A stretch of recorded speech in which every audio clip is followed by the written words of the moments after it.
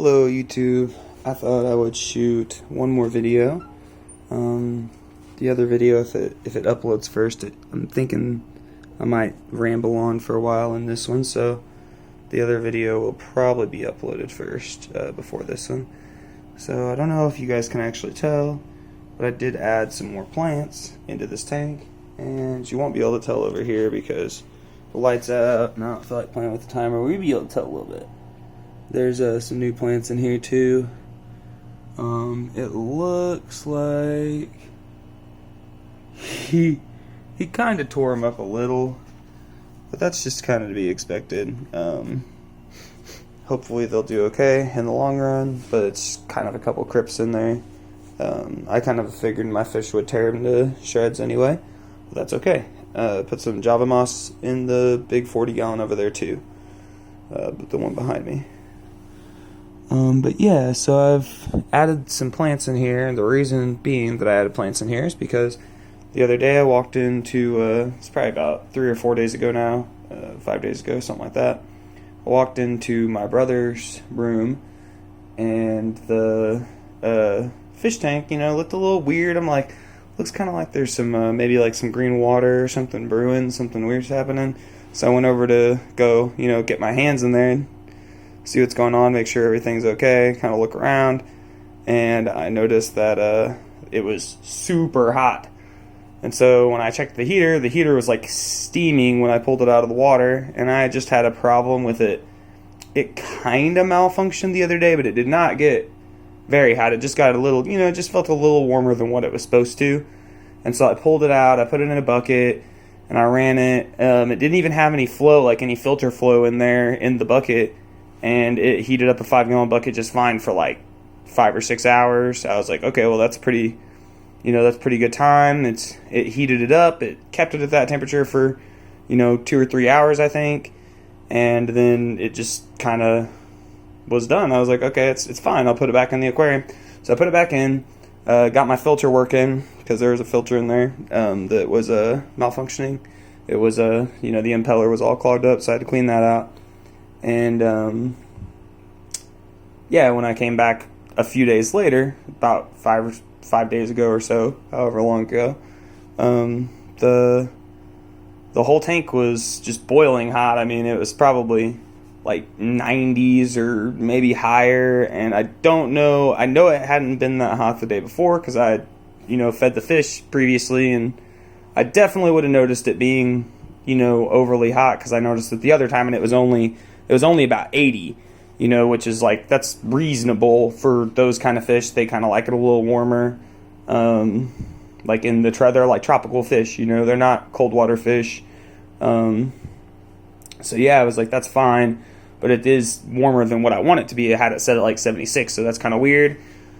But yeah, so that heater, ended up boiling my fish even after I kind of checked it out. So I think I shouted it out in another video, but I haven't posted it, and I have some other stuff to do. I don't know where I put that heater, but it is a Cobalt brand Neotherm heater, and I just really don't like them. Like, I'm pretty pissed that it boiled on my fish, and I had, a pretty like poppin' shrimp colony in there, and some dwarf emerald rasboris in there.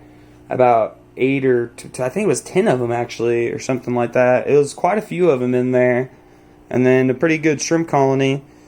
And then I also had some pygmy corridors that were left over from what I had in the tank previously, and the pygmy corridors just, like half of them ended up dying off over time because they're just a little less hardy.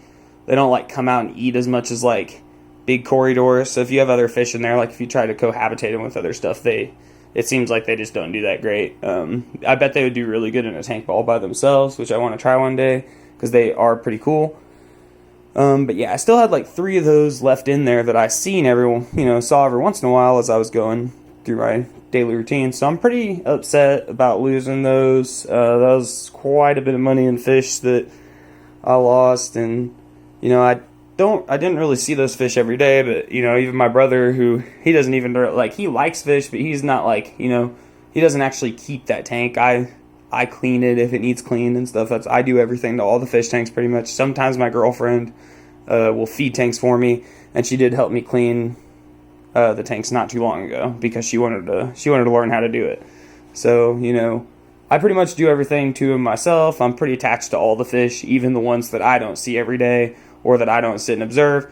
I did enjoy sitting and observing that tank, so I'm a little upset about it, but you know, that's just the way it is. That's why in every other tank, because I knew I didn't like that heater already, but I just was like, you know, it's supposed to be a good heater. It has good reviews. It's supposed to be one of the best heaters. It was more expensive than these heaters for something, you know, that would heat the same size tank. And this is an Eheim Jaeger.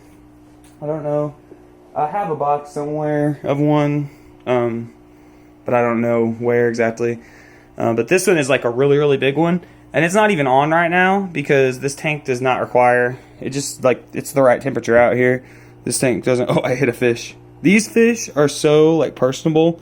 They'll literally, like when I feed them and stuff, they'll literally just come right up to my fingers and eat the bloodworms. And like, especially when I feed them frozen bloodworms, they'll come and eat the bloodworm block like right out of my fingers and stuff. It's pretty cool. They really don't, they're not too spooked by humans. I don't know if it's just because I put my hands in the tank quite a bit. I do mess with this tank a lot. But yeah. So what's going to end up happening since I did lose some fish and that heater thing happened? Again, the name of this heater, in case you guys want to know, is an Eheim. So that's Eheim, I believe. Jaeger, which is Jager. And I think that they're like a German company, but I'm not exactly positive. Really good heaters. I don't know about anything else that they make. I don't own any of their other products, but I will sign off. Their heaters are fantastic. They don't keep the water at exactly like 1 degree within range like the Cobalt Neotherm does, but they're just a lot more reliable and tried and true. So I would advise one of those. Yeah. And I'm sure somebody else somewhere knows exactly what I'm talking about. Heaters tend to fry fish. I've always heard that story. I just never had it happen to me before. This is my first time, and I mean, I probably am, like, I'm already trying to get away from running heaters. The only tank I actually run a heater in right now, other than that other tank, because they were warm water fish, is this one. The frogs don't really care because I keep my room at a decent temperature, but I had that heater on because, you know, my brother was out of town he was out of state actually. He was in California visiting his girlfriend for a couple weeks, and you know, I needed that heater on when the room wasn't gonna be warm from people being in there. So, yeah, it is pretty sad, but probably what's gonna happen though is I am replacing the 20-gallon long in my bedroom, and I looked at the seams on it. I looked at the seams, like, you know, the silicone seams here. I looked at all the seams on all my tanks, and even the seams on this tank.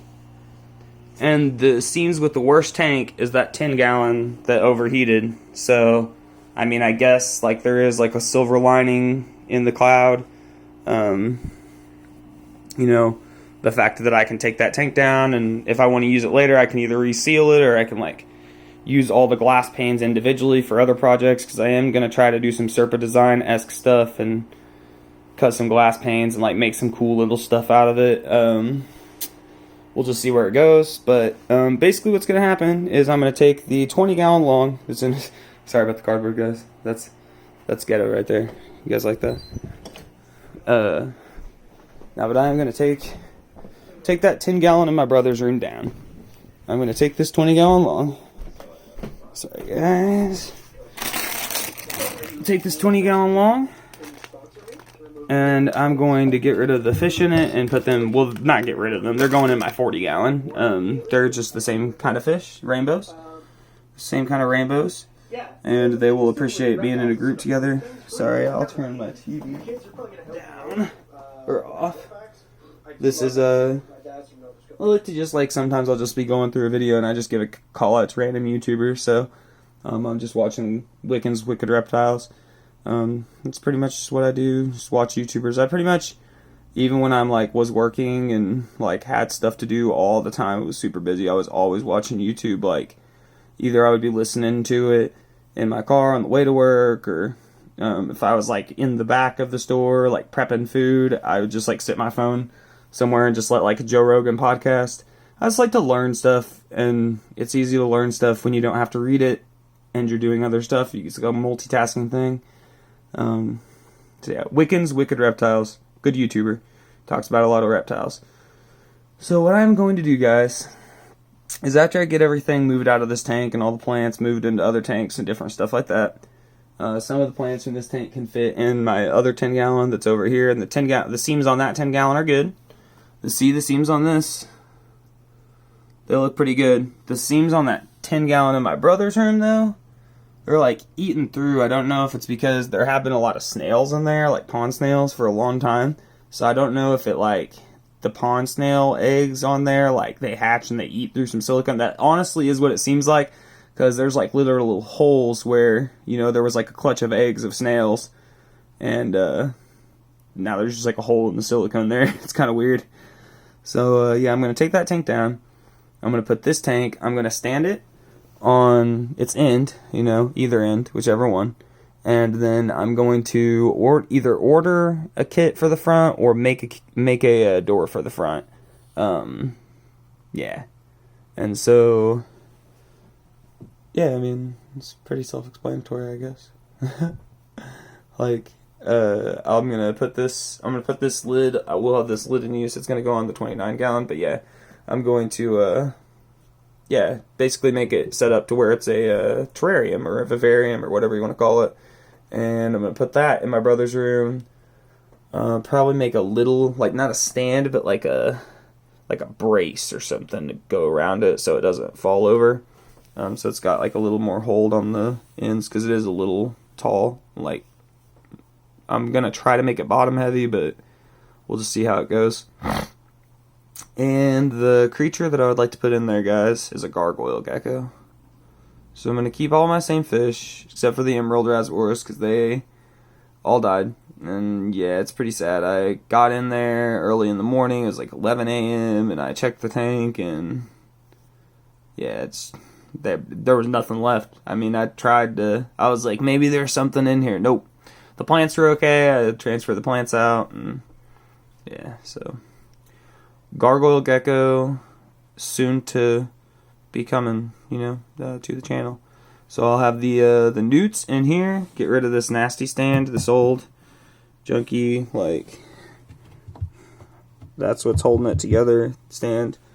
And I'll have a 29 gallon, and I'll have that nice stand up and have it in here. So hopefully it'll look a little bit nicer for you guys.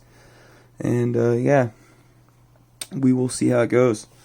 That is all, YouTube. Hopefully you guys have a wonderful day, and peace.